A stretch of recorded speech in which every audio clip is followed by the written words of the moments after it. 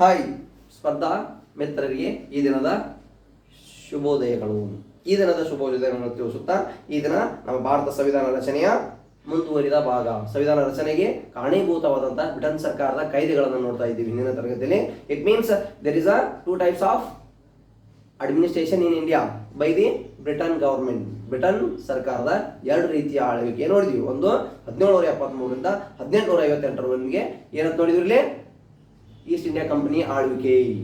ಇಲ್ಲಿ ನೆಕ್ಸ್ಟ್ ಇಲ್ಲಿ ಏನಾಗತ್ತಲ್ಲಿ 1773ರಿಂದ 1858ರವರೆಗೆ there is a East India company rule. And next 1858ರಿಂದ 1947ರವರೆಗೆ there is a crown rule. It means there is a direct rule from the British crown. ಭಾರತದಲ್ಲಿ ರಾಣಿಯ ನೇರ ಆಳ್ವಿಕೆ ಸ್ಟಾರ್ಟ್ ಆಗಿದ್ದು 1858ರಲ್ಲಿ. 1858ರ ನಂತರ ಬಂದಂತ ಕಾಯ್ದೆಗಳನ್ನ ಹಿಂದಿನ ತರಗತಿಯಲ್ಲಿ ನೋಡ್ತಾ ಇದ್ವಿ. ಹಾಗಾಗಿ ಅದರ ಮುಂದುವರಿದ ಭಾಗ. ಈ ಆಗಸ್ಟ್ ಆಫ್ ವಾರ್ ಅಂದ್ರೆ ಏನಲ್ಲಿ, ಭಾರತದಾದ್ಯಂತ ರಾಷ್ಟ್ರೀಯ ಕಾಂಗ್ರೆಸ್ ಸ್ಥಾಪನೆಯಾಗಿ ಮತ್ತು ಭಾರತದಲ್ಲಿ ಹಲವು ರೀತಿಯಾದಂತಹ ಮಂದಗಾಮಿಗಳು, ತೀವ್ರಗಾಮಿಗಳು, ಕ್ರಾಂತಿಕಾರಿಗಳು ಏನಿರ್ತಾರಲ್ಲ ಎಲ್ಲರೂ ಕೂಡ ಸ್ವತಂತ್ರ ಚಳವಳಿಯಲ್ಲಿ ಮುನ್ನುಗ್ಗುತ್ತಿದ್ರು. ಹಾಗಾಗಿ ಭಾರತದಾದ್ಯಂತ ಈ ಕ್ರಾಂತಿಯ ಚಳುವಳಿಯನ್ನು ಅವಲೋಕಿಸಿದಂತ ಬ್ರಿಟನ್ ಸರ್ಕಾರ ಇನ್ನ ನಮಗೆ ಉಳಿಗಾಲಿಲ್ಲ ಅಂತ ತಿಳ್ಕೊಂಡ್ರು. ಹಾಗಾಗಿ ನಾವು ಭಾರತೀಯರನ್ನ ಹೆಂಗ್ ನಿಯಂತ್ರಣಗೊಳಿಸಬೇಕು, ಅವ್ರನ್ನ ಹೆಂಗ್ ನಾವು ಕಂಟ್ರೋಲ್ ಮಾಡ್ಕೋಬೇಕು, how we can take decision as per our own interest, ನಮ್ಮ ಅನುಕೂಲಕ್ಕೆ ತಕ್ಕಂಗ ಅವ್ರನ್ನ ಸಮಾಧಾನ ಪಡಿಸಿ ನಾವು ಆಡಳಿತ ಭಾರತದಲ್ಲಿ ಹೆಂಗ್ ಮುಂದುವರಿಸಬೇಕು ಅಂತ ವಿಚಾರ ಮಾಡಿದಾಗ ಕೆಲವಷ್ಟು ಆಶ್ವಾಸನೆಯನ್ನು ಕೊಡ್ತಾರೆ. ಅದರಲ್ಲಿ ಮತ್ತೆ ಯಾವಾಗ ಹೇಳಕತ್ತಲ್ಲಿ ಆಗಸ್ಟ್ ಕೊಡುಗೆ ಯಾವಾಗ ಬಂದಿರೋದು 1940 ಆಗಸ್ಟ್ 8ರಂದು ನಮ್ಮ ಭಾರತದಲ್ಲಿ ಜಾರಿ ಬರ್ತೈತಿ. ಈ ಜಾರಿ ತಂದಂತ ಪ್ರಮುಖ ವೈಸ್ರಾಯರಲ್ಲಿ ಲಾರ್ಡ್ ಲೀನ್ ಲೀತ್ಗೋ. ಇದನ್ನ ತಂದ ವ್ಯಕ್ತಿ ಯಾರೇ, ಲಾರ್ಡ್ ಲೀನ್ ಲೀತ್ಗೋ. ಯಾರಿ ವೈಸ್ರಾಯ್ ಆಫ್ ಇಂಡಿಯಾ, ಭಾರತದಲ್ಲಿ ವೈಸ್ರಾಯ್ ಆದಂತ ಲಾರ್ಡ್ ಲೀತ್ಗೋ ಅವರು ಈ ಅಂಶಗಳನ್ನು ಒಳಗೊಂಡಂತ ಪ್ರಮುಖ ಕೊಡುಗೆಯನ್ನ ನಮ್ಮ ಭಾರತೀಯರಿಗೆ ನೀಡ್ತಾರೆ. ಈ ಕೊಡುಗೆಯಲ್ಲಿದ್ದಂತಹ ಪ್ರಮುಖ ಅಂಶಗಳು ಏನದವು, ಇವನ್ನ ಯಾಕೆ ತಂದ್ರು? ಇಟ್ ಮೀನ್ಸ್ ಈ ಕೆಲವು ಆಮಿಷಗಳನ್ನ ನಾವು ಭಾರತೀಯರಿಗೆ ಕೊಡೋದ್ರ ಮುಖಾಂತರ ಭಾರತ ತಮ್ಮ ಆಳ್ವಿಕೆಯನ್ನು ಮುಂದುವರ್ಸಕ ತಂದಂತ ಕಾಯ್ದೆಗಳು, ತಂದಂತ ಪ್ರಮುಖವಾದಂತ ನಿಯಂತ್ರಣ ಚಟುವಟಿಕೆಗಳನ್ನು ಒಳಗೊಂಡಂತ ಕ್ರಮಗಳು ಅಂತ ಹೇಳ್ಬೋದು. ಹಾಗಾಗಿ ಅದೇನೇ ಇರಲಿ, ಪ್ರಮುಖವಾಗಿ ಈ ಆಗಸ್ಟ್ ಕೊಡುಗೆಯಲ್ಲಿದ್ದಂತ ಅಂಶಗಳೇನಿದ್ದವು. What are the major contents in the August offer? Okay, it came into being in the year of 1940 August 8. Okay, ಜಾರಿ ಬಂತು. ಅದರಲ್ಲಿದ್ದಂತ ಅಂಶಗಳು ಏನದವು? ಮೊದಲನೇದಾಗಿ ಅದರಲ್ಲಿ ಪ್ರಮುಖ ಅಂಶಗಳು, ಒಂದನೇದೇನೈತ್ರಲ್ಲಿ ಡೊಮಿನಿಯನ್ ಮಾದರಿಯ ಜವಾಬ್ದಾರಿ ಸರ್ಕಾರದ ರಚನೆ. What it means dominion form of government? ಏನು ಡೊಮಿನಿಯನ್ ಫಾರ್ಮ್ ಆಫ್ ಗೌರ್ಮೆಂಟ್ ಅಂದ್ರೆ ಭಾರತೀಯರಿಗೆ ಸ್ಥಾನಮಾನ ನೀಡುವ ಮುಖಾಂತರ ಭಾರತದಲ್ಲಿ ಅವರೇ ಜವಾಬ್ದಾರಿ ಸರ್ಕಾರ ರಚನೆ ಮಾಡಿದೆ. ಅದರ ಕೊನೆಯದಾಗಿ ಕಂಟ್ರೋಲ್ ನಮ್ಮ ಹತೋಟಿಯಲ್ಲಿ ಇರಲಿ. It means the whole and sole activity done by the Indians in India, but the final decision came under the preview of the Britain. It means British crown. ಅಂದ್ರ ಡೊಮಿನಿಯನ್ ಮಾದರಿಯ ಜವಾಬ್ದಾರಿ ಸರ್ಕಾರ. ನಿಮ್ಗ ಡೊಮಿನಿಯನ್ ಮಾದರಿಯ ಸರ್ಕಾರ ಕೊಡ್ತೀವಿ ಅಂದ್ರ ನಿಮ್ಮ ಅನುಕೂಲಕ್ಕೆ ತಕ್ಕಂಗ ನಿಮ್ಮ ಸರ್ಕಾರನ ನೀವೇ ರಚನೆ ಮಾಡ್ಕೊಳ್ತೀರಿ. ಅದು ಆ ರಚನೆ ಯಾರ ಒಪ್ಪಿಗೆ ಮುಖಾಂತರ ಆಗ್ಬೇಕು? ಬ್ರಿಟನ್ ರಾಣಿಯ ಒಪ್ಪಿಗೆ ಮುಖಾಂತರ. ಅದಕ್ಕೆ ಏನಾಗತ್ತಲ್ಲಿ ಡೊಮಿನಿಯನ್ ಮಾದರಿಯ ಸರ್ಕಾರ. ಅಂದ್ರೆ ಇವಾಗ ಪ್ರಸ್ತುತ ಭಾರತ ಪ್ರಜಾಪ್ರಭುತ್ವ ರಾಷ್ಟ್ರ ಅಂತ ಹೇಳಕತ್ತೀವಲ್ಲ, ಅಷ್ಟು ಸ್ವತಂತ್ರ ಇದ್ದಿದ್ದಲ್ಲ. ಅಂದ್ರೆ ಫೈನಲ್ ಡಿಸಿಷನ್ ಯಾರಿಗಿತ್ರಿ? ಬ್ರಿಟಿಷರ ರಾಣಿಯ ಅಧೀನದಲ್ಲಿ ಇತ್ತು. ಅದಕ್ಕಾಗಿ ನಾವು ಏನಂತಾಗತ್ತಲ್ಲಿ ಡೊಮಿನಿಯನ್ ಮಾದರಿಯ ಜವಾಬ್ದಾರಿ ಸರ್ಕಾರ ರಚನೆಗೆ ಅವಕಾಶ ಕೊಟ್ಟರು ಅಂತ ಹೇಳಕತ್ತಾರೆ. ಅಂಡ್ ನೆಕ್ಸ್ಟ್ ಒನ್, ಭಾರತೀಯರಿಗೆ ತಮ್ಮ ಸಂವಿಧಾನ ರಚಿಸುವ ಹಕ್ಕನ್ನು ನೀಡುವುದು. ಏನಿರಲಿ, ಭಾರತೀಯರಿಗೆ ತಮ್ಮ ಸಂವಿಧಾನ ರಚಿಸುವ ಹಕ್ಕನ್ನು ನೀಡಿದ್ರಂತ. ಯಾಕೆ ನೀಡಕತ್ತಿದ್ರಿ? ಇಲ್ಲಿ ನಿಮ್ಮ ಸಂವಿಧಾನ ರಚನೆ ನೀವು ಮಾಡ್ಕೊಳಕತ್ತೀರಿ ಅಂತ ಹೇಳಿದ್ರಿ. Why they given this type of offer? ಈ ಕೊಡುವಂತ ಆಶೆ ಏನು? ಇದ್ದಂತ ಹಿನ್ನೆಲೆ ಏನು? ಇದರಿದ್ದಂತ ಪ್ರಮುಖ ಅಂಶಗಳೇನು? ಯಾಕ್ರಿ ಅಲ್ಲಿ 1939ರಿಂದ 1945 ಎರಡನೇ ವರ್ಲ್ಡ್ ವಾರ್ ನಡೆದಿತ್ತು. ಸೆಕೆಂಡ್ ವರ್ಲ್ಡ್ ವಾರ್ ಪ್ರಥಮ ಜಾಗತಿಕ ಯುದ್ಧ ಆಗಿತ್ತು, ಎರಡನೇ ಜಾಗತಿಕ ಯುದ್ಧ ನಡೆದಿತ್ತು. ಹಾಗಾಗಿ ಅಲ್ಲೇ ಬ್ರಿಟನ್ ಆಗಿರ್ಬೋದು, ಜರ್ಮನಿ ಆಗಿರ್ಬೋದು, ಏನಾಗುತ್ತೆ ಫೈಟ್ ನಡೀತಿತ್ತು ಅಲ್ಲಿ. ನೆಕ್ಸ್ಟ್ ಅಲ್ಲಿ ಬ್ರಿಟನ್ಗೆ ನಮ್ಮ ಭಾರತೀಯ ಸಹಕಾರ ಪಡೆಯುವುದೇ ಪ್ರಮುಖ ಉದ್ದೇಶವಾಗಿತ್ತು. ಹಾಗಾಗಿ ಇದನ್ನ ಆಗಸ್ಟ್ ಆಫರ್, ಈ ಆಗಸ್ಟ್ ಕೊಡುಗೆ ಕೊಡೋದ್ರ ಮುಖಾಂತರ ಭಾರತದಲ್ಲಿರುವಂತಹ ಸೈನಿಕರನ್ನಾಗಿರ್ಬೋದು, ಒಟ್ಟಾರೆಯಾಗಿ ಭಾರತೀಯರನ್ನಾಗಿರ್ಬೋದು ತಮ್ಮ ಕಡೆ ಸೆಳೆಯುವುದು ಪ್ರಮುಖ ಅಸ್ತ್ರವಾಗಿತ್ತು. ಹಾಗಾಗಿ ಲಾರ್ಡ್ ಅವರು ಇದನ್ನ ಜಾರಿಗೆ ತರ್ತಾರೆ. ಅದಕ್ಕೆ ಅವ್ರು ಏನಾಗುತ್ತೆ, ಭಾರತೀಯರಿಗೆ ತಮ್ಮ ಸಂವಿಧಾನ ರಚಿಸುವ ಹಕ್ಕನ್ನು ನೀಡುವುದು. ಓಕೆ, ನಿಮ್ಗ ಯಾವ ರೀತಿ ಸಂವಿಧಾನ ಬೇಕು, as pure your own interest you can get ready to be create your constitution. ನಿಮ್ಗೆ ಕೊಡ್ತೀವಿ ಅಂತ ಹೇಳಿದ್ರೆ, ಕೊಟ್ಟಿಲ್ಲ, ಕೊಡ್ತೀವಿ ಯಾವಾಗ ನಮ್ಗ ವರ್ಲ್ಡ್ ವಾರ್ನಾಗ ನೀವು ಹೆಲ್ಪ್ ಮಾಡಿದ್ರ ಅಂತ ಹೇಳ್ತಾರೆ. ಮುಂದೆ ಹೇಳ್ತಾರೆ ನೋಡಕತ್ತೀರಿ. ನೆಕ್ಸ್ಟ್, 2ನೇ ಮಹಾಯುದ್ಧದ ನಂತರ ಸಂವಿಧಾನ ರಚನಾ ಸಮಿತಿ ರಚಿಸುವುದು. ನೋಡ್ರಿ, ಖೈದಿ 1940ರಲ್ಲಿ ಯುದ್ಧ ಆಲ್ರೆಡಿ 1939 45 ತರ ಮುಂದುವರಿದೈತಿ. ಬಟ್ ಅವ್ರು ನಮಗೆ ಆಫರ್ ಕೊಟ್ಟಿದ್ದು ಅದಕ್ಕೆ ನಮಗೆ ಏನ್ ಮಾಡ್ಬೇಕು, ಸಂವಿಧಾನ ರಚನಾ ಸಮಿತಿ ಆಶ್ವಾಸನೆ ಕೊಡ್ತೀವಿ. ಅದು ಯಾವಾಗತ್ರಿ 2ನೇ ಮಹಾಯುದ್ಧ ಮುಗಿದ ನಂತರ. ಈ 2ನೇ ಮಹಾಯುದ್ಧ ಮುಗಿದ ಯಾವಾಗಲೇ 1945. 2ನೇ ಮಹಾಯುದ್ಧ ಎಲ್ಲಿ ಮುಗಿದೈತೆ ಅನ್ನೋದು ಅವ್ರಿಗೆ ಗೊತ್ತಿದ್ದಿಲ್ಲ. ಈ ಇದನ್ನ ಆಫರ್ ಕೊಡುವಾಗ, ನಮ್ಮ ಭಾರತೀಯರು ಕೊಡುವಾಗ, ಹಾಗಾಗಿ ಮೊದಲ ನಮ್ಮ ಭಾರತೀಯರನ್ನ ನಮ್ಮ ಕಡೆ ಅಟ್ರಾಕ್ಟ್ ಮಾಡ್ಕೊಂಡು, ಅಂದ್ರೆ ನಮಗ ಸಹಕಾರ ಪಡ್ಕೊಳ್ಳೋದು, ಅಂದ್ರೆ ಬ್ರಿಟನ್ ತನ್ನ ಸಹಕಾರ ಪಡ್ಕೊಂಡು ಇಲ್ಲಿ ಜರ್ಮನಿ ಆಗಿರ್ಬೋದು, ಜಪಾನ್ ಆಗಿರ್ಬೋದು, ಆ ರಾಷ್ಟ್ರಗಳ ವಿರುದ್ಧ ಹೋರಾಟ ಮಾಡಾಕ ನಮ್ಮ ಭಾರತೀಯರನ್ನ ಆಕರ್ಷಿಸುವಂತ ಪ್ರಮುಖ ಚಟುವಟಿಕೆ ಆಗಿತ್ತು. ಹಾಗಾಗಿ ಈ ಕೊಡುಗೆಗಳನ್ನ ನೀಡ ಬಯಸಿತು. ಅದು ಯಾವಾಗಲೇ ಭಾರತ ಅವ್ರ ಯುದ್ಧದಾಗ ಸಹಕಾರ ಮಾಡಿದ್ರು. ಅದಕ್ಕೆ ಏನಾದ್ರಲ್ಲಿ 2ನೇ ಮಹಾಯುದ್ಧದ ನಂತರ ಸಂವಿಧಾನ ರಚನಾ ಸಮಿತಿ ರಚಿಸುವ ಆಶ್ವಾಸನೆ ಕೊಟ್ಟು ಅಂತ ಹೇಳಕತ್ತಾರೆ. ನೆಕ್ಸ್ಟ್ ಒನ್, ಅಲ್ಪಸಂಖ್ಯಾತರ ಸ್ಥಾನಮಾನಗಳನ್ನು ರಕ್ಷಿಸಲು ಅವರ ಅಭಿಪ್ರಾಯಕ್ಕೆ ಒಪ್ಪಿಗೆ ನೀಡಿತು. It means those are the people, ಅಂದ್ರೆ ಅಲ್ಪಸಂಖ್ಯಾತರು ಯಾರ್ತದ್ರ, ದೋಸ್ ಆರ್ ದಿ ಮೈನಾರಿಟೀಸ್. ಅಲ್ಪಸಂಖ್ಯಾತರು ತಮ್ಮ ಆಕಾಂಕ್ಷೆಗಳನ್ನು ವ್ಯಕ್ತಪಡಿಸಿದಾಗ ಅವರು ಅಭಿಪ್ರಾಯಕ್ಕೆ ಒಪ್ಪಿಗೆ ಕೊಟ್ಟರು ಅಂತ. ಅದು ಯಾಕೆ ಮುಖಾಂತರ ಈ ಆಗಸ್ಟ್ ಕೊಡುಗೆ ಮುಖಾಂತರ ಈ ಅವ್ರ ಅಲ್ಪಸಂಖ್ಯಾತರ ಸ್ಥಾನವನ್ನು ರಕ್ಷಿಸಿದ್ವಿ ಅಂತಂದ್ರೆ ನೆಕ್ಸ್ಟ್ ಅವರು ಕೂಡ ನಾವು ಸಹಕಾರ ಕೊಡ್ತಾರೆ ಅನ್ನೋ ಉದ್ದೇಶವನ್ನ ಯಾರು ಇಟ್ಕೊಂಡಿರ್ತಾರೆ, ಬ್ರಿಟನ್ ಸರ್ಕಾರ ಇಟ್ಕೊಂಡಿರ್ತೈತಿ. ಈ ಒಂದು the major agenda. And next one, ಭಾರತದಲ್ಲಿ ವೈಸ್ರಾಯ್ನ ಕಾರ್ಯಕಾರಿ ಮಂಡಳಿ ವಿಸ್ತರಿಸಿ ಅದರಲ್ಲಿ ಭಾರತೀಯರಿಗೆ ಪ್ರಾತಿನಿಧ್ಯತೆ ನೀಡುವುದು. There is a expansion of the viceroy executive committee. There is a ಏನಂತಂದ್ರೆ ಭಾರತದಲ್ಲಿ ವೈಸ್ರಾಯ್ನ ಕಾರ್ಯಕಾರಿ ಮಂಡಳಿ. It means there is a viceroy in India under the preview of the Britain crown. ರಾಣಿಯ ಅಧೀನದಲ್ಲಿ ಭಾರತದಲ್ಲಿ ವೈಸ್ರಾಯ್ ಅದನ್ನ. ಆ ವೈಸ್ರಾಯ್ಗೆ ಮತ್ತೊಂದು ಕಮಿಟಿ ಐತಿ, ಯಾವ್ದ್ರಿ, ಈ ಕಾರ್ಯಕಾರಿ ಮಂಡಳಿ. There is a executive committee. ಈ ಎಕ್ಸಿಕ್ಯೂಟಿವ್ ಕಮಿಟಿಯನ್ನ ವಿಸ್ತರಿಸುದು ಅಂತಂದ್ರೆ ಮೊದಲ 10 ಜನ ಇದ್ರಂದ್ರ 20 ಜನಸಂಖ್ಯೆ ಮಾಡ್ಕೊಳ್ಳೋದು, ಒಬ್ರು ಇದ್ರಂತಂದ್ರೆ 2 ಮಾಡ್ಕೊಳ್ಳೋದು, ಅಂದ್ರೆ ಸಂಖ್ಯೆಯನ್ನ ಹೆಚ್ಚು ಮಾಡೋದು ಅಂತ ಹೇಳಕತ್ತಾರೆ. ಅದರಲ್ಲಿ ಇದ್ದಂತ ಸದಸ್ಯರ ಸಂಖ್ಯೆಯನ್ನ ಹೆಚ್ಚು ಮಾಡ್ಕೊಳ್ಳೋದು. ಆ ಹೆಚ್ಚು ಮಾಡಿದಂತ ಸದಸ್ಯರು ಯಾರು ಇರ್ಬೇಕಂತದ್ರಲ್ಲಿ ಭಾರತೀಯರನ್ನ ಕರ್ಕೊಳ್ಳೋದು. ಓಕೆ, ಈಗ ಅದರ ಆಲ್ರೆಡಿ ವೈಸ್ರಾಯ್ ಕಮಿಟಿ ಐತಿ, ಕಾರ್ಯಕಾರಿ ಕಮಿಟಿ ಐತಿ. ಆ ಕಾರ್ಯಕಾರಿ ಕಮಿಟಿಯಲ್ಲಿ ಆಲ್ರೆಡಿ ವೈಸ್ರಾಯ್ ಇದನ್ನ. ನೆಕ್ಸ್ಟ್ ಕೆಲವು ಜನ ಅದರ, ಇನ್ನೂ ಇಷ್ಟು ಜನ ಅದ್ರಾಗ ತಗೊಳ್ಳೋದು ಅಂತ ಹೇಳ್ತಾರೆ. ಇನ್ನೂ ಇಷ್ಟು ಜನ ಅದರಲ್ಲಿ ಸೇರಿಸ್ಕೊಳ್ಳೋದು. ಅವ್ರು ಯಾರಾಗಿರ್ಬೇಕಂತ, ಭಾರತೀಯರಿಗೆ ಪ್ರಾತಿನಿಧ್ಯತೆ ಕೊಡೋದು ಉದ್ದೇಶ ರೀ, ಭಾರತೀಯರನ್ನ ತಮ್ಮೆಡೆಗೆ ಸೆಳೆಯುವುದು. It means these are the major contents from this August offer. It had been given by the Lord Linlithgow.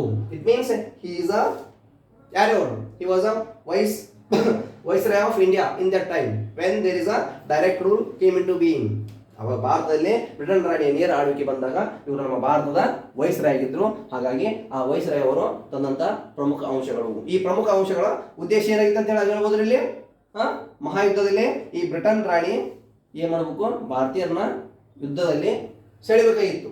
ಹಾಗಾಗಿ ಭಾರತದಲ್ಲಿ ಇರುವಂತಹ ಭಾರತೀಯರನ್ನ ಬ್ರಿಟನ್ ಸರ್ಕಾರ ಜರ್ಮನಿ ವಿರುದ್ಧ ಯುದ್ಧ ಮಾಡಬೇಕಾಗಿತ್ತು. ಹಾಗಾಗಿ ಯುದ್ಧದಲ್ಲಿ ಸರ್ಕಾರ ಪಡಿಬೇಕಾಗಿತ್ತು. ಇದರ ಪ್ರಮುಖ ಉದ್ದೇಶ ಅದು ಆಗಿತ್ತು. ಅದಕ್ಕಾಗಿ ನಾವು ಏನ್ ಮಾಡಿದಲ್ಲಿ ಭಾರತದ ಸೈನ್ಯದ ಕೆಲವಷ್ಟು ಭಾಗಗಳನ್ನ, ಭಾರತದಲ್ಲಿರುವ ಸೈನ್ಯ ಪಡೆಯನ್ನ ಅಲ್ಲಿ ತಮ್ಮ ವೈಸ್ರಾಯರವರು ತಮ್ಮ ಆಶಾಕಾಂಕ್ಷೆಗಳ ತಕ್ಕಂತೆ ಇಲ್ಲಿ ಅವರ ಬ್ರಿಟನ್ ಸರ್ಕಾರ ಯಾರಿಗೆ ಜಪಾನ್ ವಿರುದ್ಧ, ಜರ್ಮನಿ ವಿರುದ್ಧ ಯುದ್ಧ ಮಾಡಕ ಪಡೆಯುವುದು ಉದ್ದೇಶ ಆಗಿತ್ತು. ಆದ್ರೆ ದಿಸ್ ಡಿಡಂಟ್ ಸಕ್ಸೀಡ್, ಇದು ಯಶಸ್ವಿ ಆಗಲಿಲ್ಲ. ಯಾಕೆ ಯಶಸ್ವಿ ಆಗಲಿಲ್ಲ? ರಾಷ್ಟ್ರೀಯ ಕಾಂಗ್ರೆಸ್ ಆಗಿರ್ಬೋದು ಮತ್ತೆ ಮುಸ್ಲಿಂ ಲೀಗ್ ಒಪ್ಪಲಿಲ್ಲ. ಏನ್ ಮಾಡುತ್ತೇವೆ ಇಲ್ಲಿ, ಮುಸ್ಲಿಂ ಲೀಗ ಇವು ಯಾರು ಕೂಡ ಒಪ್ಪಲಿಲ್ಲ. ಹಾಗಾಗಿ ಇದು ಯಶಸ್ವಿ ಆಗಲಿಲ್ಲ, ಇದು ಸಕ್ಸಸ್ ಆಗಲಿಲ್ಲ ಅಂತ ಹೇಳ್ಬೋದು. ಇದು ಮುಸ್ಲಿಂ ಲೀಗ್ ಆಗಿರ್ಬೋದು ಅಥವಾ ಭಾರತದಲ್ಲಿರುವ ಭಾರತೀಯ ರಾಷ್ಟ್ರೀಯ ಕಾಂಗ್ರೆಸ್ ಅವರ ಕೊಡುಗೆಗಳನ್ನ ಯಾರು ಗಮನಿಸಲಿಲ್ಲ. ಯಾಕ್ರಿ? ಇವು ನಿಮ್ಮ ಬಿಸ್ನೆಸ್ ಆಕ್ಟಿವಿಟಿ, ನಿಮ್ಮ ಪ್ರಮುಖ ಚಟುವಟಿಕೆಗಳು ನಿಮ್ಮ ಹಿತಾಸಕ್ತಿಗೆ ಹೊರತಾಗಿ ನಮ್ಮ ಹಿತಾಸಕ್ತಿಗೆ ಅಲ್ಲ ಅಂತ ತಿಳಿತು. ಹಾಗಾಗಿ ಇವನು ಕರೆಕ್ಟ್ ಆಗಿ ಬರ್ಕೊಳ್ಳಿ. What are the major offer given by the August offer?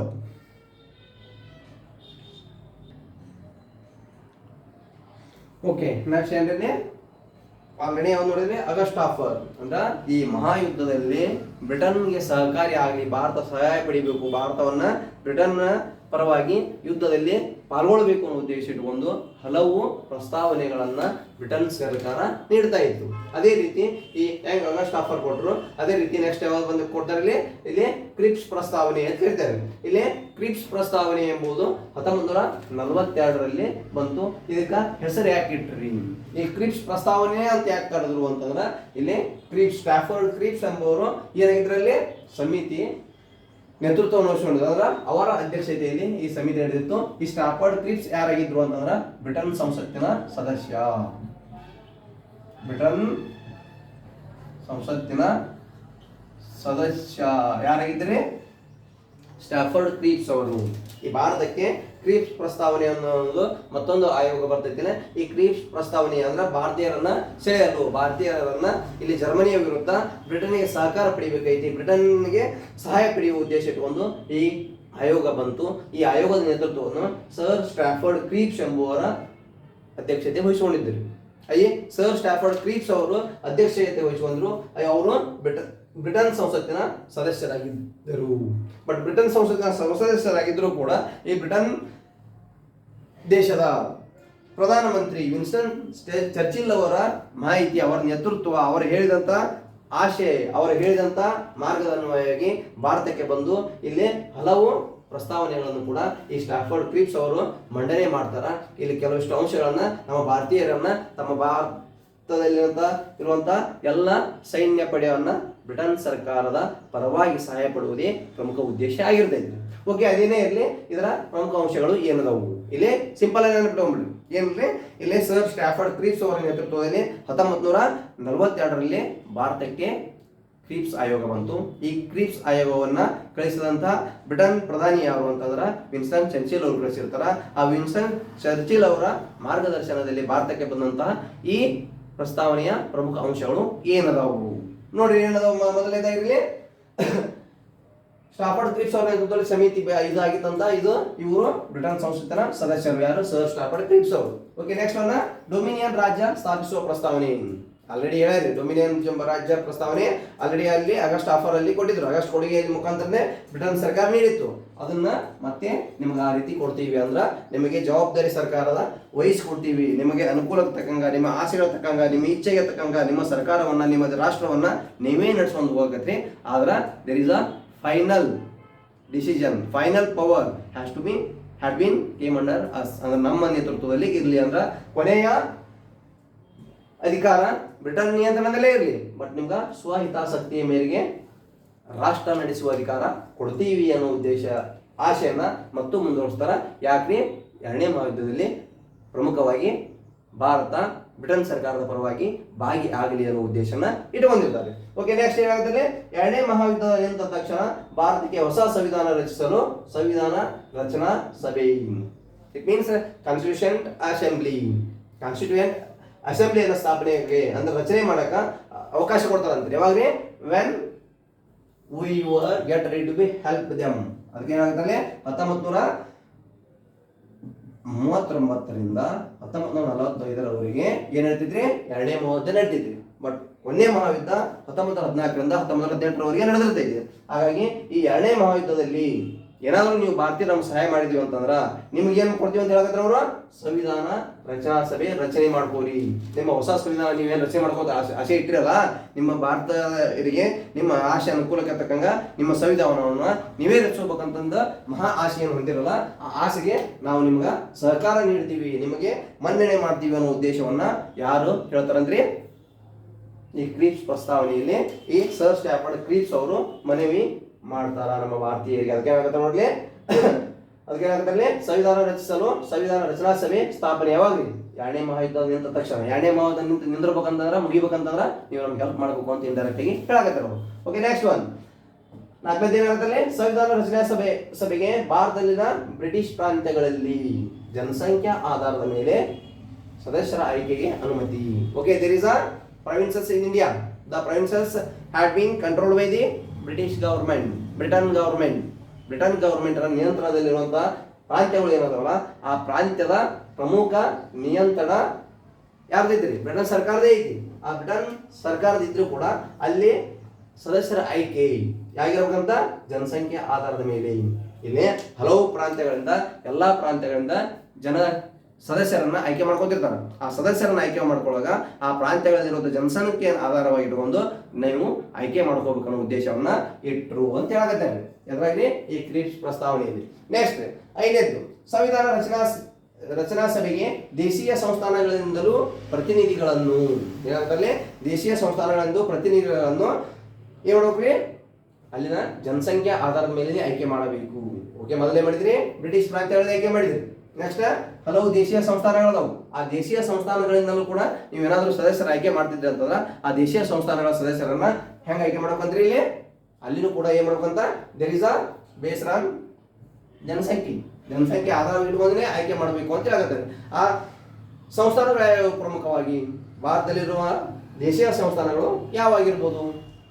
Jammu Kashmir ಆಗಿರ್ಬೋದು, ನೆಕ್ಸ್ಟ್ ಜುನಾಗಢ ಸಂಸ್ಥಾನ ಆಗಿರ್ಬೋದು, ಹೈದರಾಬಾದ್ ಸಂಸ್ಥಾನ ಆಗಿರ್ಬೋದು, ಈಗೇನು ಮದ್ರಾಸ್ ಸಂಸ್ಥಾನ ಹಿಂಗೇನದವಲ್ಲ, ಇವು ಕೆಲವಷ್ಟು ಸಂಸ್ಥಾನಗಳು ಸ್ವತಂತ್ರವಾಗಿರ್ಬೋದು. ಸಾರಿ, ಮದ್ರಾಸ್ ಬರಲ್ಲ, ಇವೇನು ಕೆಲವಷ್ಟು ಜಮ್ಮು ಕಾಶ್ಮೀರ ಆಗಿರ್ಬೋದು, ಜುನಾಗಢ ಸಂಸ್ಥಾನ ಆಗಿರ್ಬೋದು, ಪಂಜಾಬ್ ನಾರ್ತ್ ವೆಸ್ಟರ್ನ್ ಫ್ರಂಟಿಯರ್ ಅಂತ ಏನ್ ಕರಿತೀವಲ್ಲ ಅದು ಆಗಿರ್ಬೋದು, ನೆಕ್ಸ್ಟ್ ಹೈದರಾಬಾದ್ ಸಂಸ್ಥಾನ ಆಗಿರ್ಬೋದು, ಇವು ಸ್ವತಂತ್ರವಾದಂತಹ ಸಂಸ್ಥಾನಗಳಿದ್ದವು. ಹಾಗಾಗಿ ಆ ಸ್ವತಂತ್ರ ಸಂಸ್ಥಾನಗಳಿಂದಲೂ ಕೂಡ ಅಲ್ಲಿ ಜನಸಂಖ್ಯೆಯನ್ನು ಆಧಾರವಾಗಿಟ್ಟುಕೊಂಡು ನೀವು ಸದಸ್ಯರನ್ನ ಆಯ್ಕೆ ಮಾಡ್ಕೋಬೇಕು ಅನ್ನೋ ಒಂದು ಪ್ರಮುಖ ಪ್ರಸ್ತಾವನೆಯನ್ನ ಈ ಕ್ರೀಪ್ಸ್ ಪ್ರಸ್ತಾವನೆಯಲ್ಲಿ ಪ್ರಸ್ತುತಪಡಿಸಿದ್ರು ಅಂತ ಹೇಳಬೇಕಾಗಿದೆ. ಓಕೆ, ನೆಕ್ಸ್ಟ್ ಒನ್, ಭಾರತದಲ್ಲಿ ಹೊಸ ಸಂವಿಧಾನ ರಚನೆಯಾಗುವವರೆಗೆ ಇಲ್ಲಿ ನೋಡಿ ಮೇಜರ್ ಆಕ್ಟಿವಿಟಿ. ಭಾರತದಲ್ಲಿ ಹೊಸ ಸಂವಿಧಾನ ರಚನೆಯಾಗುವವರೆಗೆ ಬ್ರಿಟನ್ ಸರ್ಕಾರವೇ ಭಾರತವನ್ನು ನಿಯಂತ್ರಿಸತಕ್ಕದ್ದು.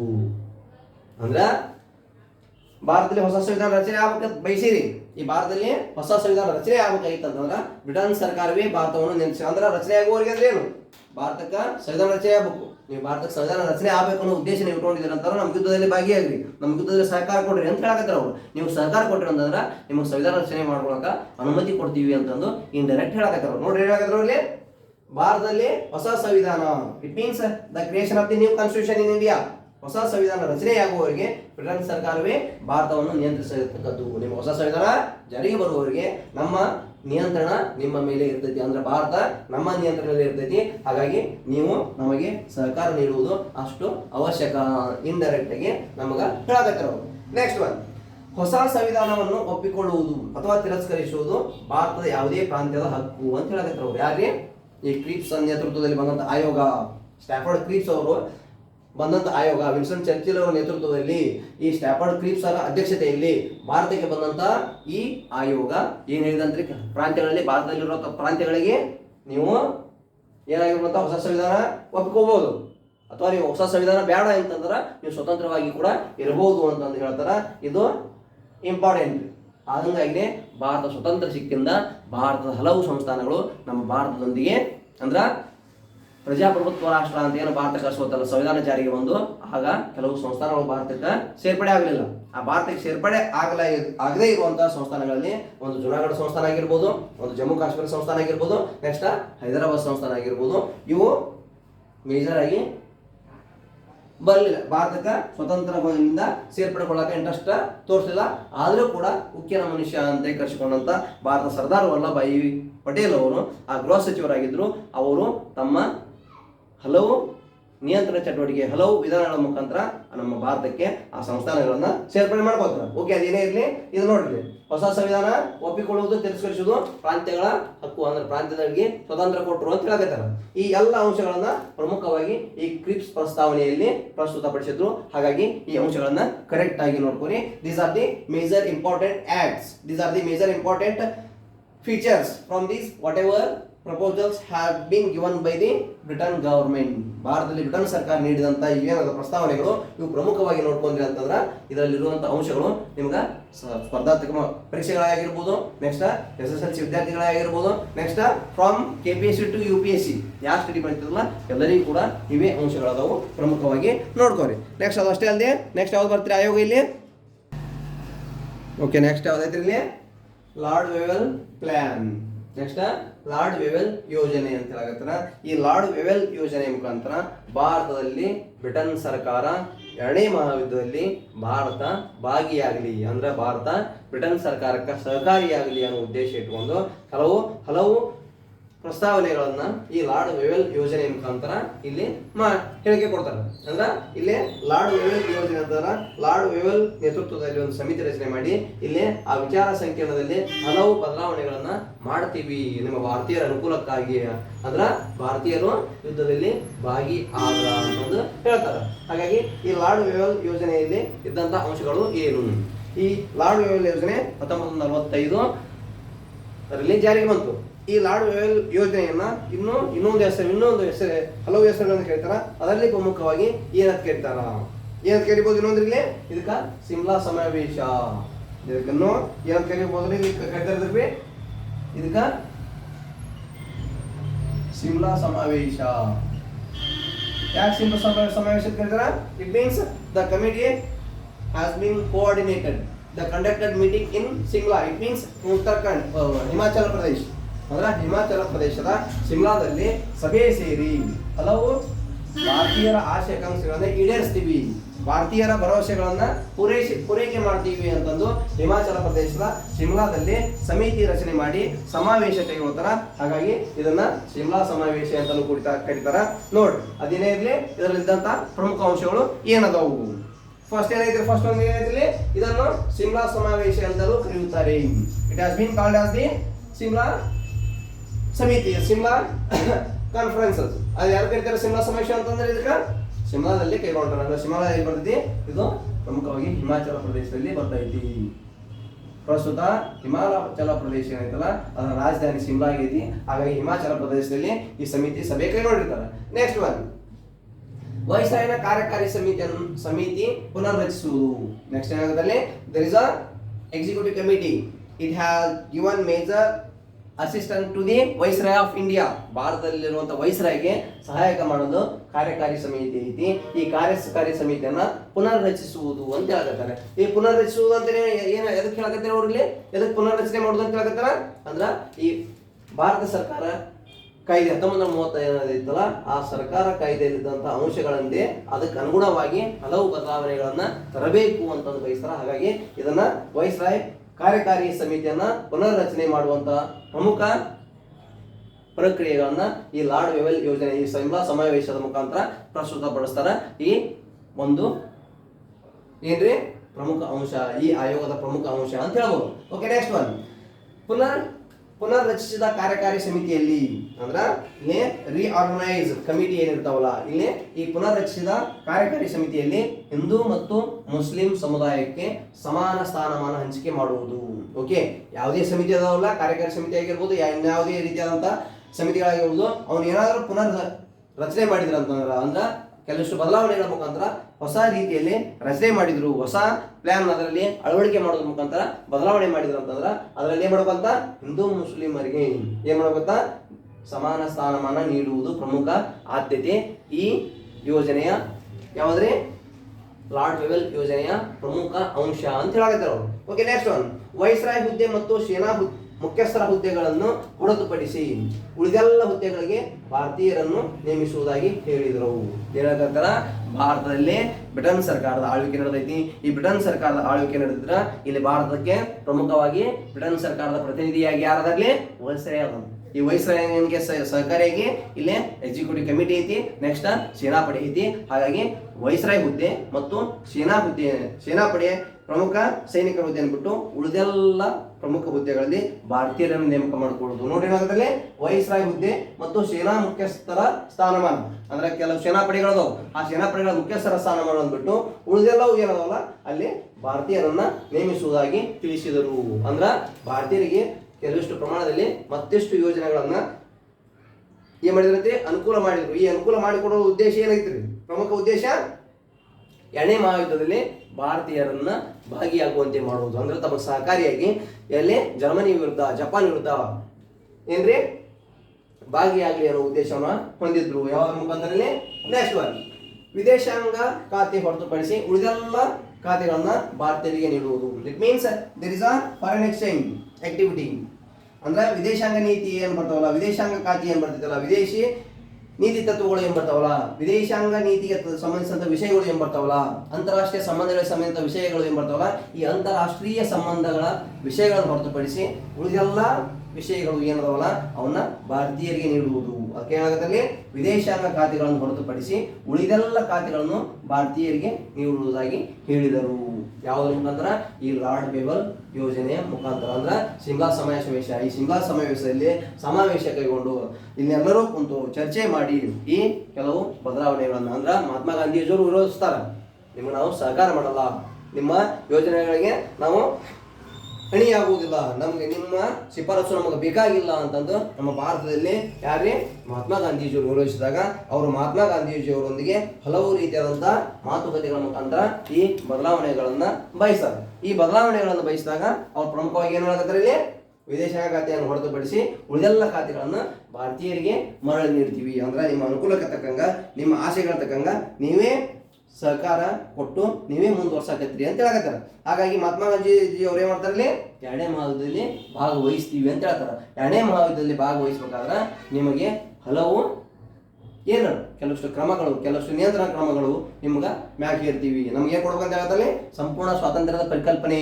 ಪ್ರಸ್ತಾವನೆ ಮಾಡ್ತಾರೆ. ಯಾವಾಗ್ರಿ ನಾವೇನಾದ್ರೂ ಒಂದ್ ವೇಳೆ ನಿಮ್ಗೆ ಸಹಕಾರ ಕೊಡ್ಬೇಕಾಗಿತ್ತು ಅಂತಂದ್ರೆ ಭಾರತದಲ್ಲಿ ಸಂಪೂರ್ಣ ಪ್ರಜಾಪ್ರಭುತ್ವ ರಾಷ್ಟ್ರ, ಸಂಪೂರ್ಣ ಸ್ವಾತಂತ್ರ್ಯದ ಪರಿಕಲ್ಪನೆ ಪ್ರಸ್ತುತಪಡಿಸ್ತಾರ ಮಹಾತ್ಮ ಗಾಂಧೀಜಿಯವರು. ಹಾಗಾಗಿ ಮಹಾತ್ಮ ಗಾಂಧೀಜಿಯವರು ಹಲವು ಕೆಲವಷ್ಟು ಸಡಿಲಿಕೆಗಳನ್ನ ಮಾಡ್ತಾರ. ನೋಡಿ ಮುಂದುವರೆದ ಏನಾಗತ್ತೆ, ಅಲ್ಲಿ ವಿದೇಶಾಂಗ ಖಾತೆಗಳನ್ನು ಹೊರತುಪಡಿಸಿ ಉಳಿದೆಲ್ಲ ಖಾತೆಗಳನ್ನು ಭಾರತೀಯರಿಗೆ ಕೊಟ್ಟಂತ ಹೇಳಕತ್ತಾರ. ನೆಕ್ಸ್ಟ್ ಗಡಿ ಆಗಿರ್ಬೋದು ಮತ್ತು ಬುಡಕಟ್ಟು ವಿಷಯಗಳನ್ನು ಹೊರತುಪಡಿಸಿ ಉಳಿದೆಲ್ಲ ವಿಷಯಗಳಿಗೆ ಶಾಸನ ರೂಪಿಸುವುದು. It means what ever border activity, it means border disputes, ಅಂತಾರಾಷ್ಟ್ರೀಯ ಮಟ್ಟದಲ್ಲಿ ಭಾರತಕ್ಕೆ ಸಂಬಂಧಿಸಿದಂತ ಗಡಿ ವಲಯ ಏನೈತಲ್ಲ ಅದು ಆಗಿರ್ಬೋದು. ನೆಕ್ಸ್ಟ್ ಬುಡಕಟ್ಟು ವಿಷಯಗಳು, it means those who are the tribal community. ಇಲ್ಲಿ ಟ್ರೈಬಲ್ ಕಮ್ಯುನಿಟಿ ಅಂತದಲ್ಲ ಅವ್ರಿಗೆ ಸಂಬಂಧಿಸಿದ ವಿಷಯಗಳಾಗಿರ್ಬೋದು, ಅವನ್ ಬಿಟ್ಟು ಉಳಿದ ಎಲ್ಲಾ ವಿಷಯಗಳಿಗೆ ಸಂಬಂಧಿಸಿದಂತ ಪ್ರಮುಖ ಶಾಸನಗಳನ್ನು ಮಾಡುವಂತಹ ಅಧಿಕಾರವನ್ನ ಭಾರತೀಯರಿಗೆ ನೀಡಿದರು. ಈ ಲಾರ್ಡ್ ಬೇಬಲ್ ಯೋಜನೆಯ ಪ್ರಮುಖ ಅಂಶಗಳು, ಶಿಮ್ಲಾ ಸಮಾವೇಶದ ಪ್ರಮುಖ ಅಂಶಗಳು ಅಂತ ಹೇಳಕತ್ತಾರೆ. ಒಂದಿಲ್ಲಿ ಯಾವುದು ಗಡಿ ಪ್ರದೇಶ ಆಗಿರ್ಬೋದು ಅಥವಾ ಬುಡಕಟ್ಟು ಪ್ರದೇಶದ ವಿಷಯಗಳಿಗೆ ಸಂಬಂಧಿಸಿದಂತ ಪ್ರಮುಖ ಅಂಶಗಳು ಏನಾದ್ರೂ ಇದ್ದು ಅಂತಂದ್ರ ಅದ್ರ ಬಗ್ಗೆ ಡಿಸ್ಪ್ಯೂಟ್ಸ್ ಇದ್ದು ಅಂತಂದ್ರ ಅವನ್ನ ಚರ್ಚಿಸುವಂತ ಅಧಿಕಾರ ಯಾರಿಗೆ ಕೊಟ್ರಂತ ಅಂತೇಳಿ ಇವೆರಡು ಬಿಟ್ಟು ಉಳಿದೆಲ್ಲವನ್ನ ಭಾರತೀಯರಿಗೆ ಕೊಟ್ಟರು ಅಂತ ಹೇಳಕತ್ತಾರ. ಆದ್ರ ಈ ಎಲ್ಲಾ ಯೋಜನೆಗಳು ನಮ್ಮ ಭಾರತದಲ್ಲಿ ಪ್ರಸ್ತುತಗೊಂಡಾಗ ನಮ್ಮ ಭಾರತದಲ್ಲಿ ಸಕ್ಸಸ್ ಆಗಲಿಲ್ಲ. ಯಾಕ್ರಿ, ಮುಸ್ಲಿಂ ಲೀಗ್ ಆಗಿರ್ಬೋದು, ಇಲ್ಲಿ ಕಾಂಗ್ರೆಸ್ ಆಗಿರ್ಬೋದು, ಪ್ಲಸ್ ಮುಸ್ಲಿಂ ಲೀಗ್ ಆಗಿರ್ಬೋದು, ಇವ್ರು ಯಾರು ಒಪ್ಪಲಿಲ್ಲ. That's why cancelled. ಈ ಯೋಜನೆಯಲ್ಲಿದ್ದಂಥ ಅಂಶಗಳನ್ನ ನಮ್ಮ ಭಾರತದಲ್ಲಿರುವಂತ ರಾಷ್ಟ್ರೀಯ ಕಾಂಗ್ರೆಸ್ ಆಗಿರ್ಬೋದು, ನಮ್ಮ ಭಾರತದಲ್ಲಿರುವಂತಹ ಮುಸ್ಲಿಂ ಲೀಗ್ ಆಗಿರ್ಬೋದು, ಇದನ್ನ ತಿರಸ್ಕರಿಸಿದ್ರಿಂದ ಈ ಲಾರ್ಡ್ ಬೇಬಲ್ ಯೋಜನೆ ಮುಖಾಂತರ ಮಾಡಿದ ಶಿಫಾರಸುಗಳು ನಮ್ಮ ಭಾರತದಲ್ಲಿ ಯಶಸ್ವಿಗೊಳ್ಳಲಿಲ್ಲ. ಈ ಎಲ್ಲ ಅಂಶಗಳು ಪ್ರಮುಖವಾಗಿ ನೋಡ್ಕೊಂಡು ಸಿಂಪಲ್ ಆಗಿ ಇಟ್ಕೊಂಡ್ಬಿಡ್ರಿ. ಏನಿದೆ ಏನ್ ಮಾಡಿದ್ರು, ಶಿಮ್ಲಾ ಸಮಾವೇಶ ಅಂತ ಕರೀತಾರೆ. ಯಾಕೆ ಕರೀತಾರೆ, ಶಿಮ್ಲಾ ಭಾರತದಲ್ಲಿರುವಂತಹ ಹಿಮಾಚಲ ಪ್ರದೇಶದ ಶಿಮ್ಲಾದಲ್ಲಿ ಸಭೆ ಸೇರ್ತಾರೆ, ಹಾಗಾಗಿ ಶಿಮ್ಲಾ ಸಮಾವೇಶ ಅಂತ ಕರೀತಾರೆ. ಈ ಶಿಮ್ಲಾ ಸಮಾವೇಶ ಅಂತ ಕರೀತಾರೆ. ನೆಕ್ಸ್ಟ್ ಅದನ್ನ ಕಾರ್ಯಕಾರಿ ಸಮಿತಿ ಏನೈತಲ್ಲ, ಆಲ್ರೆಡಿ ವೈಸ್ರಾಯ್ ಸಹಾಯಕ್ಕಾಗಿ ಕಾರ್ಯಕಾರಿ ಸಮಿತಿ ಇತ್ತು. ಆ ಕಾರ್ಯಕಾರಿ ಸಮಿತಿಯನ್ನ ಪುನರ್ರಚಿಸುವುದು ಅಂತಂದ್ರೆ ಕೆಲವಷ್ಟು ಭಾರತೀಯರಿಗೆ ಅನುಕೂಲ ರೀತಿಯಲ್ಲಿ ಬದಲಾವಣೆ ಮಾಡಕ್ಕೆ ಬಯಸಿದ್ರು. ಅಂದ್ರೆ ಭಾರತದಲ್ಲಿ 1935 ಕಾಯ್ದೆ ಭಾರತೀಯರು ಪ್ರಸ್ತುತಪಡಿಸಿದ್ರು. ಹಾಗಾಗಿ ಆ 19 ಕಾಯ್ದೆಗೆ ಅನುಗುಣವಾಗಿ ಕೆಲವು ಬದಲಾವಣೆಗಳನ್ನ ಮಾಡ್ತೀವಿ ಅಂತ ಹೇಳಿದ್ರು. ನೆಕ್ಸ್ಟ್ ಪುನರ್ರಚಿಸಿದ ಕಾರ್ಯಕಾರಿ ಸಮಿತಿಯಲ್ಲಿ ಹಿಂದೂ ಮತ್ತು ಮುಸ್ಲಿಮರಿಗೆ ಸಮಾನ ಸ್ಥಾನಮಾನ ಕೊಡ್ತೀವಿ. ಓಕೆ, ಪುನರ್ರಚಿಸಿದ್ವಿ, ಅಲ್ಲಿ ಹಿಂದೂ ಮುಸ್ಲಿಮರಿಗೆ ಸಮಾನ ಸ್ಥಾನಮಾನ ಕೊಡ್ತೀವಿ ಅಂತ ಹೇಳಿದ್ರು. ನೆಕ್ಸ್ಟ್ ವೈಸ್ರಾಯ್ ಹುದ್ದೆ ಆಗಿರ್ಬೋದು ಅಥವಾ ಸೇನಾ ಹುದ್ದೆಯನ್ನು ಹೊರತುಪಡಿಸಿ ಎಲ್ಲಾ ಹುದ್ದೆಗಳನ್ನ ಭಾರತೀಯರಿಗೆ ಬಿಟ್ಟು ಕೊಟ್ಟರು ಅಂತ ಹೇಳಕತ್ತಾರ. ನೆಕ್ಸ್ಟ್ ಏನ್ರಿ, ಗಡಿ ಪ್ರದೇಶ ಮತ್ತು ಬುಡಕಟ್ಟು ಪ್ರದೇಶಗಳ ಸಂಬಂಧಿಸಿದ ವಿಷಯಗಳನ್ನು ಬಿಟ್ಟು ಉಳಿದೆಲ್ಲ ವಿಷಯಗಳನ್ನ ಭಾರತೀಯರೇ ಕ್ರಮಗಳು ಕೈಗೊಳ್ಳಬೇಕು, ಭಾರತೀಯರಿಗೆ ನೀಡ್ತೀವಿ, ಭಾರತೀಯರೇ ಆ ವಿಷಯಗಳ ಕುರಿತು ಚರ್ಚಿಸಿ ಶಾಸನಗಳನ್ನು ರೂಪಣೆ ಮಾಡುವಂತ ಅಧಿಕಾರ ಕೊಡ್ತೀವಿ ಅನ್ನುವ ಭರವಸೆಗಳನ್ನ ನಮ್ಮ ಭಾರತೀಯರಿಗೆ ಕೊಟ್ಟರು. ಈ ಎಲ್ಲ ಭರವಸೆಗಳ ಹಿಂದೆ ಇದ್ದ ಪ್ರಮುಖ ಉದ್ದೇಶ ಎರಡನೇ ಜಾಗತಿಕ ಯುದ್ಧದಲ್ಲಿ ಭಾರತೀಯರನ್ನ ಸಹಕಾರ ಪಡೆಯುವುದು, ಭಾರತೀಯರನ್ನ ಯುದ್ಧದಲ್ಲಿ ಭಾಗಿಯಾಗಿ ಬ್ರಿಟನ್ ಸರ್ಕಾರದ ಪರವಾಗಿ ಮತ್ತು ಜರ್ಮನಿ ಜಪಾನ್ ಸರ್ಕಾರದ ವಿರೋಧವಾಗಿ ನಮ್ಮ ಭಾರತ ಅಲ್ಲಿ ಏನ್ ಮಾಡಲಿ, ಸೈನ್ಯದಲ್ಲಿ ಭಾಗಿಯಾಗಲಿ ಅನ್ನೋ ಉದ್ದೇಶನ ಪ್ರಮುಖವಾಗಿ ಇಟ್ಟುಕೊಂಡ್ರು. ಈ ಎಲ್ಲ ಅಂಶಗಳು ನಮ್ಮ ಭಾರತ ಸರ್ಕಾರ ಯಾವ್ದ್ರಿ ಲಾಡ್ ವೆಲ್ ಯೋಜನೆ ಇವೇನದಲ್ಲ ನಮ್ಮ ಭಾರತ ಸರ್ಕಾರ ಭಾರತ ಸಂವಿಧಾನ ರಚನೆ ಮಾಡಾಕ ಪ್ರಮುಖವಾಗಿ ಸಹಕಾರಿಯಾದಂಥ ಅಂಶಗಳು ಅಂತ ಹೇಳ್ಬೋದು. ಈ ಎಲ್ಲ 3 ಯೋಜನೆಗಳನ್ನ ಕರೆಕ್ಟ್ ಆಗಿ ಬರ್ಕೋರಿ, ಅದರಿಂದ ಅಂಶಗಳನ್ನ ನೋಡ್ಕೋರಿ. ನಾವು ಹೇಳುವಂಥ ವಿಷಯ ಕರೆಕ್ಟ್ ಅನಿಸ್ತು ಅಂತಂದ್ರೆ if it feels right whatever information had been given by our channel, if you are try to like it, share it and subscribe it. ನಾವು ಹೇಳುವ ಮಾಹಿತಿ ಕರೆಕ್ಟ್ ಅನಿಸ್ತು ಅಂತಂದ್ರೆ ಲೈಕ್ ಮಾಡಿರಿ, ಸಬ್ಸ್ಕ್ರೈಬ್ ಮಾಡ್ರಿ, ನೆಕ್ಸ್ಟ್ ಶೇರ್ ಮಾಡ್ರಿ ಅಂತಂದ ನಾನೆಲ್ಲ ಸ್ಪರ್ಧಾತ್ಮಕ ಪರೀಕ್ಷೆಗೆ ತಯಾರಿ ಮಾಡಿಸುತ್ತಿರುವ ವಿದ್ಯಾರ್ಥಿಗಳಾಗಿರ್ಬೋದು ಅಥವಾ ಯಾರಾದರೂ ಹವ್ಯಾಸಿ ಎಲ್ಲರಿಗೂ ನನ್ನೊಂದು ಮನವಿ ಅಂತ ಹೇಳ್ಕೊಡಿ. ಇಷ್ಟು ನೋಡಿದ್ರಿ, ಇದನ್ನ ಸಾಕು. ನೆಕ್ಸ್ಟ್ ಮುಂದಿನ ತರಗತಿಯಲ್ಲಿ ಉಳಿದ ವಿಷಯಗಳನ್ನ ಚರ್ಚಿಸೋಣ. Thank you one and all.